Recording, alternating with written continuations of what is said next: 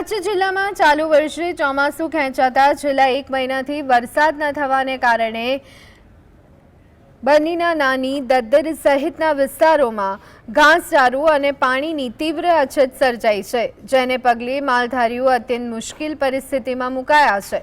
ગૌચારો સુકાઈ જતા પશુ આહાર, ખોળ અને ભૂસાના ભાવ આસમાને પહોંચ્યા છે અને પશુઓમાં દૂધનું ઉત્પાદન ઘટી 50% થઈ જતા માલધારીઓની આર્થિક કમર તૂટી ગઈ છે। નાની દદ્દર ગામના પશુપાલક હાજી હાસમ નોડે જણાવ્યું હતું કે પશુ આહારના ભાવ આસમાને પહોંચ્યા છે, જે 1 કિલો ઘાસ અગાઉ 6 થી 8 રૂપિયા કિલો મળતો હતો તે હવે 20 થી 22 રૂપિયાનો ભાવ પાર કરી ગયો છે।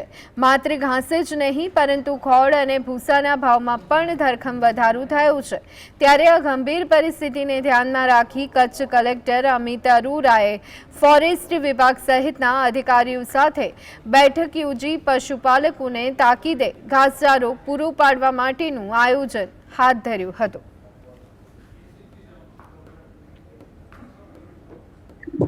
મારી સરકારથી આ વિનંતી છે, જે ફોરેસ્ટના જે ચરવાના ડીપો પડ્યા છે પહેલે જે અથવા ગઠણીઓ આવી છે એને માલધારીને કંઈક આપો, એક નહીં તો 2 આપો, ભલે ફ્રીમાં ના આપો તો કંઈક થોડો એનો નિકાલ કરી આપો કે અથવા માલધારીને થોડી રાહત મળે।